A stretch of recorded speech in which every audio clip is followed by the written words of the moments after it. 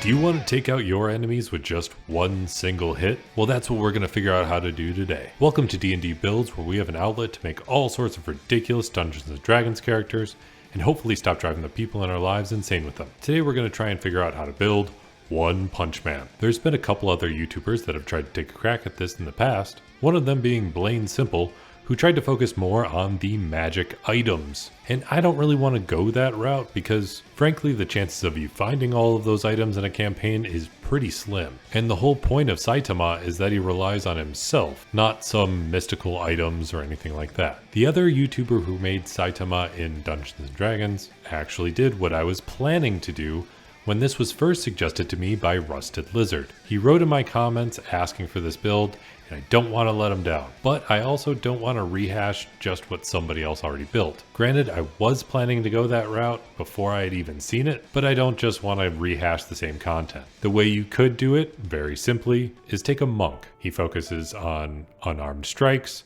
and take open-handed monk. If you take that all the way to level 17, the Way of the Open Hand has this feature called Quivering Palm. Quivering Palm allows you to spend 3 key points, and then the next time you use an action, you can force them to make a Constitution saving throw. If it fails, they're automatically reduced to 0 hit points, so you beat them in one shot. Even if they pass, they still take 10d10 necrotic damage, so it's still a solid amount of damage either way. And the way to do this in a single turn is that after level 17, you jump over into Fighter. Fighter gives you the feature Action Surge, so you can take a whole nother action on a single turn and activate your Quivering Palm all in one round. That's a very straightforward way to go, and it is generally kind of fun to do. So I was kind of disappointed that it was already covered, but then I saw this little clip.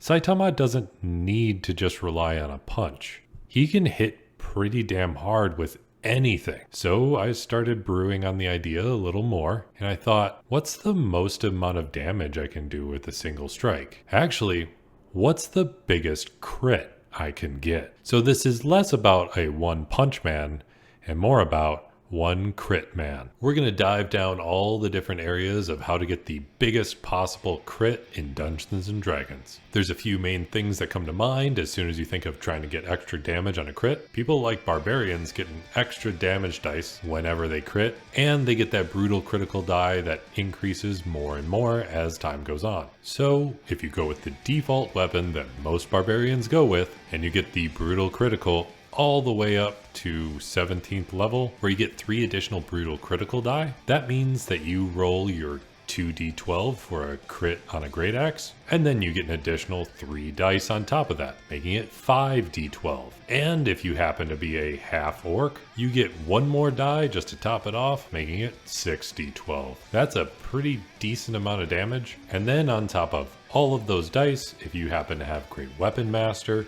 you get to add a plus 10 on top of your rage damage and on top of the overall strength that you get. If you take the barbarian all the way to level 20, that means you can get a 24 in strength, so you get plus 7 from your overall strength score. That is a very respectable 63 damage in a single hit on average, or 93 if you can maximize it. But we can definitely do better than that. If you go paladin, anybody that's ever played a paladin knows that you should probably save your smite damage for when you crit. So if you go Conquest Paladin, where you can crit on a 19, you can get 1d12 if you swing a big old great axe. You can get another 1d12 from being a half orc, bringing you to a total of 3d12 plus your strength modifier. Then if you add in your 6d8 you get between improved divine smite and the divine smite where you actually spend some spell slots, you get a total of 12d8 on the crit, and add in another plus 10 from your Great Weapon Master. And don't forget to use your bonus action to activate banishing smite before you make the hit, adding another 10d10 on a crit, and now your average damage is 156. And your maximized damage, if you happen to roll all max on your dice, is 247. But we can still definitely do better. There's the very obvious choice of who to pick when you're going for a crit, and that's a rogue. Not just any rogue,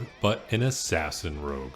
If you manage to act before your enemy actually does anything, then the attack is considered a surprise, and being an assassin rogue, it's automatically a critical strike. If you max out being a rogue, you get 10d6 additional damage from sneak attack. We won't rely on being a half-orc because we are kind of trying to lead towards Saitama. I was just trying to even the playing field a little bit before. And a great thing about these builds that incorporate the assassin rogue is that you can have a little fun with the whole disguise thing and just pretend that you're Saitama putting on a wig. So the additional weapon damage you get if you're using something like a rapier is 1d8 plus your dexterity. So that means if you're getting a crit, your sneak attack is 20d6, and the weapon damage that you do is 2d8 plus your dexterity. Then on top of that, you can pick up the feat Piercer, allowing you to get an additional 1d8, and that brings us to a considerable total, but not before you factor in the 17th level feature of being an assassin rogue, Death Strike. When you crit on somebody and you're an assassin rogue at this level, you can double the damage. So that means on average, you're dealing 200 damage from a single strike, or if you get completely maxed out dice, you can do 298 damage. But I'm not stopping there because I think we can still do better. There's actually a different class that's better at smiting than a paladin. And I know it's kind of ridiculous, but it's the Warlock. And not only can a Warlock smite, they can smite better than a paladin because they don't have a restriction forcing them to only use so many additional dice when they use their smite. So they can actually get one more dice than a paladin can for the basic smite. Although paladins do get the improved divine smite, so it kind of balances out, but still it's worth mentioning because improved divine smite doesn't kick in until 11th level, and warlocks can get divine smite at that same amount of damage at a lower level. So if you went pure warlock, you could actually max out your crit damage at only level 12. If you go hexblade and choose a great axe, or you can just as easily choose a great sword, doesn't really matter. They do the same amount of damage if they're maxed out, but they will do more on average if you choose the great sword instead of the great axe. But just to make my math a little easier, I'm going to stick with the great axe, meaning that you're dealing 2d12 from a great axe. You can activate your hexblade curse, allowing you to add your proficiency bonus to the damage, giving you another 6 damage. You can get Great Weapon Master, giving you another plus 10 to the damage. Then you can add in Banishing Smite with your bonus action, giving you another 10d10 damage when you hit that crit. Then if you utilize your 5th level spell slot from being a warlock, you can get 12d8 from your smite after the crit is factored in. Add in Improved Weapon for an additional +1 just to add a little tiny extra on top. And finally, at level 12 of being a warlock, you can activate Life Drinker. This allows you to add your charisma to the strike on top of already being able to utilize your charisma for the attack and damage rolls. With all of that factored in, an average hit is going to be 161 damage. Wait, that's a lot less than a rogue. Oh wait, if we do the max, then it's 247. That's still less than a rogue. Well, that sucks. But wait, what if we multi-class?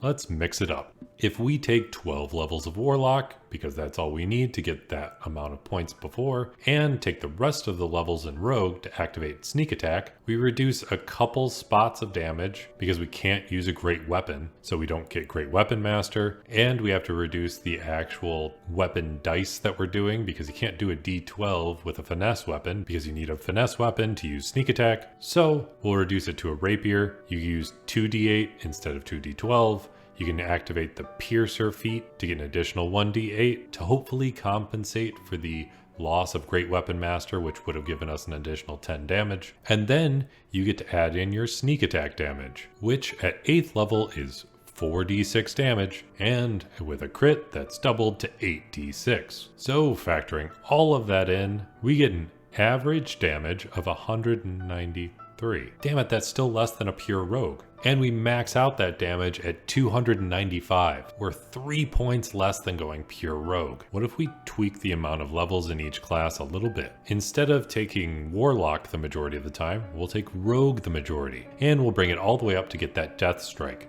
because having a multiplier is way better than anything else. So we're going to take Rogue all the way to 17, then take Warlock to level 3. Since we're not maxing out our Rogue, we only get 9d6 for our sneak attack, but when you crit, that means 18d6, which is pretty considerable. Then using your Rapier, you get an additional 2d8, plus your ability score. Then you get an additional 1d8 from the Piercer feat, and you don't have access to Banishing Smite, but you still get access to Branding Smite. And you don't have as high a level of spell slots to use for your Eldritch Smite, so your Eldritch Smite is actually going to do 4d8, and that's doubled to 8d8. And your Branding Smite can go all the way up to 3d6, or at a crit, that is 6d6. Add in your proficiency bonus for the additional damage from your Hexblade Curse, and improved weapon for that little +1 just to top it off. And that brings our total to an average of 336 damage from a single strike, or 492 damage if you roll all maximum numbers. That's pretty damn considerable, but I think we can do even better. I'm trying to see if I can take out a CR 30 with a single hit. Let's say you don't have magic. You're only functioning with the power of God and anime on your side. Don't fuck with me! I have the power of God and anime on my side! Wait, So you go ahead and you take 18 levels of Rogue, leaving you 2 extra to play around with. This gets you a sneak attack damage of 9d6, and you get to bump that up after a crit, bringing it up to 18d6. Your weapon damage is 2d8 after the crit, plus 5 from your ability score, and then a 1d8 from Piercer. At 17th level, you get to activate your Death Strike, which multiplies this entire thing by 2, bringing your average score to 184 and your max score to 274, which is still a little lower. But if we take those 2 extra levels and use them in Cleric, you can decide on a Grave Cleric. And Grave Clerics get a feature called Path to the Grave. And I'm being very key about how we deal with this. So a surprise round is brought into effect even if you're not hiding or anything like that. An enemy can totally know you're there. It just has to not see you as a threat. And that pops up constantly in One Punch Man. Nobody suspects Saitama, and it doesn't require you to activate any verbal components or anything like that if you activate Path to the Grave. So you could just be walking up, you target somebody, but they don't know you're targeting them.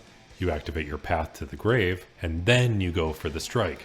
It's still a surprise round, it still counts. So with Path to the Grave, you actually get to double everything again. That means your average damage of 184 becomes 368, and your max damage goes all the way up to 548 damage, because Path to the Grave makes them vulnerable to all the damage, which means they take double damage. That's just how it works, and it's so powerful. That right there is enough damage to take out most CR 28 creatures. I mean, you're one-shotting ancient dragons at that point, but I still think we can do a tiny bit better. If you do focus on the dexterity, getting a solid amount of rogue so you can get some considerable sneak attack damage, and then you pick up a patron, becoming a warlock. Your patron could just as easily be the patron of 100 push-ups, 100 sit-ups, 100 squats, and running 10k every single day, and then top it off with a little bit of cleric. Yes, you lose out on your Death Strike ability, which is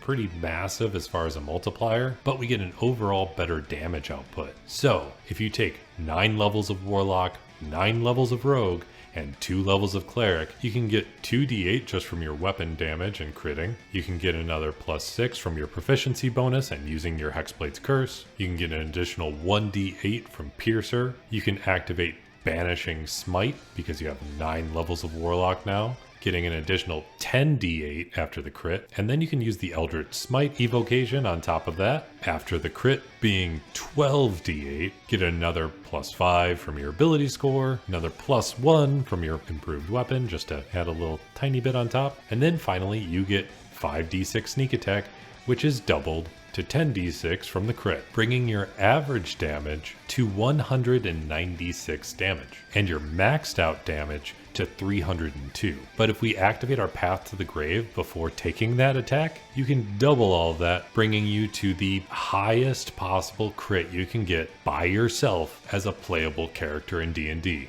with 392 damage on average, or up to 604 damage if you max it out. That's enough to one-shot the aspect of Bahamut, or one-shot the aspect of Tiamat. The only thing that you do not one-shot at that point is a Tarask. I'm a little sad that we couldn't take down a Tarask in one shot, but frankly it won't be that hard to take them down considering they only have 676 health, so they have just over 70 health left over. I think you'll be just fine for another round. I know this is an absolutely ridiculous build, but I just couldn't help myself with this one. And really, if you want to max this out even more, being in a party and making sure that nobody suspects you while you're walking up in the first place, you could actually do a bit better. While I wouldn't really count this as being Saitama or One Punch Man, if you wanted to take that Rogue 17 Warlock 3 build, where with Death Strike you're getting 336 damage on average, or 492 if everything is maxed out, then if you have somebody in your party that is a Grave Cleric, you can double all that. And then you can finally one-shot a Tarask, because you'll be dealing 672 damage on average, making you only 4 hit points shy of taking it down with just an average critical strike. Or if you maxed everything out, you could get 984 damage with a single hit. That is stupidly strong. And it is definitely a surefire way to piss off your DM. Because I'm sure if you're going up against an enemy that big, your DM was really planning to make it a really epic battle. And if you just come in and one-shot the thing, I'm sure there's going to be a level of disappointment that you see on their face that is just going to stick with you forever. You could boost this damage a tiny bit more with an additional 1d8 if you decided to take the half-orc as a class, just because they get an additional 1 dice when they crit. But frankly, what's the point when you can take out the strongest creature in D&D in a single hit? You don't need anything else on top of it at that point. If you like this kind of content and you want to contribute and be just as epically badass as these people right here, check out my Patreon down below. They get access to character sheets for my builds, access to the Discord, insight into all sorts of things like what's coming up next, and patrons even have the opportunity to have a D&D session hosted by me as the DM. But in general, these folks are just so freaking awesome just for helping me out the way they do. Even if you can't contribute to my Patreon, it really helps just to subscribe to the channel. That way you don't miss out on any future builds or any of the ridiculous D&D content I have coming out. And thank you to Rusted Lizard for requesting this build in the first place. I had a lot of fun with it, and it definitely sent me down a rabbit hole where I wound up doing way more math than I expected. If you have builds that you want, feel free to let me know in the comments down below. Or if there's something that I missed in this build or anything you do differently, let me know there as well. And I definitely try and read so many of these comments because they actually wind up saving me some of the time. In some comments from my Venom in D&D build, Nodetian was asking about if we can add Divine Smite to a punch, and that would have heavily influenced this build. And from some initial rulings that I had read from Jeremy Crawford, I thought it might be possible, but then Fighting Falcon chimed in and there was a great conversation in the comments stating that unfortunately we can't add it to a punch, and Kawawa and Cowboy chimed in mentioning that Jeremy Crawford specifically mentioned you can't add it to it. So it definitely helped lead me down the path to this overly extreme build. Lastly, if you made it all the way to the end of my video, let me know by hitting that like button, and I'll be here helping you get at least 3 nat 20s in your next D&D session. Maybe one of those can be an epically huge crit, and you can take something out with one single shot, just like Saitama.